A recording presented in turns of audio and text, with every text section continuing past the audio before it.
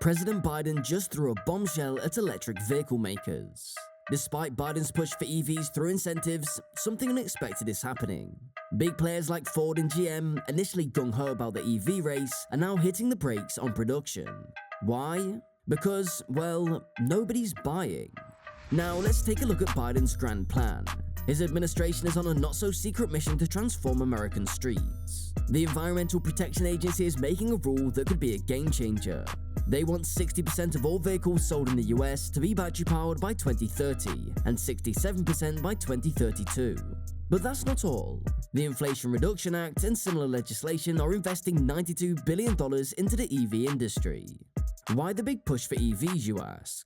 First off, there's the climate change angle. EVs are hailed as cleaner and greener, aligning perfectly with the Biden administration's goal of reducing carbon emissions. Then there's the economic aspect. By revving up EV production, the US aims to cut down on its reliance on oil imports, potentially challenging global players like China in the EV market. Take the Ford F-150 Lightning for example.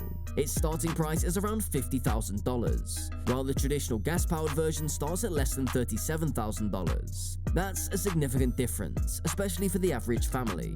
The Inflation Reduction Act, Biden's biggest play in the climate game, was supposed to supercharge EV production.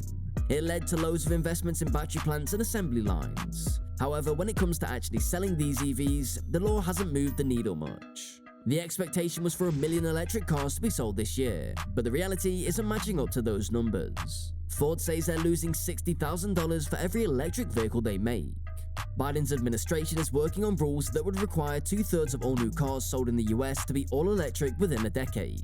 But if automakers can't meet these standards, they'll face fines, potentially leading to even higher vehicle prices. It's a tough spot for both manufacturers and consumers.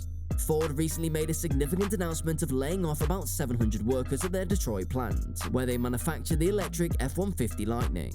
GM and Toyota have also been cutting jobs to lower costs, and even Tesla, a frontrunner in the EV market, is facing challenges.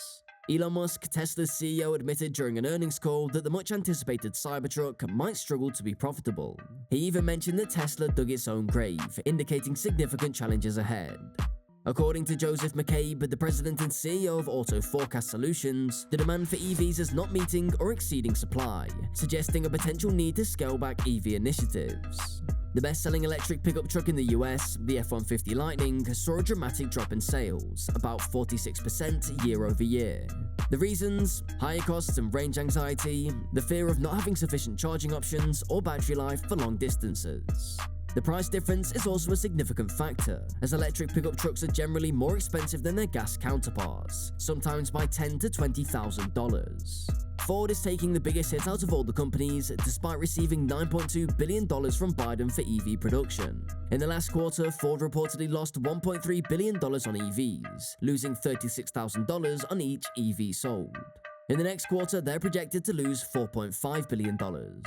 Consumers are not ready to pay premium prices for EVs over gas or hybrid vehicles. Trump opposes EVs, seeing them as a threat to traditional automotive jobs and the economy.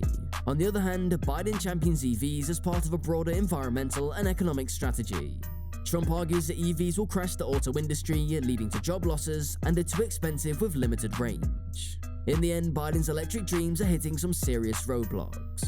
The future of EVs is uncertain, making it challenging to predict if they'll truly take over our roads. What do you guys think? Let us know in the comments section below. Stay tethered to us by subscribing to the channel for the latest updates. Thanks for watching.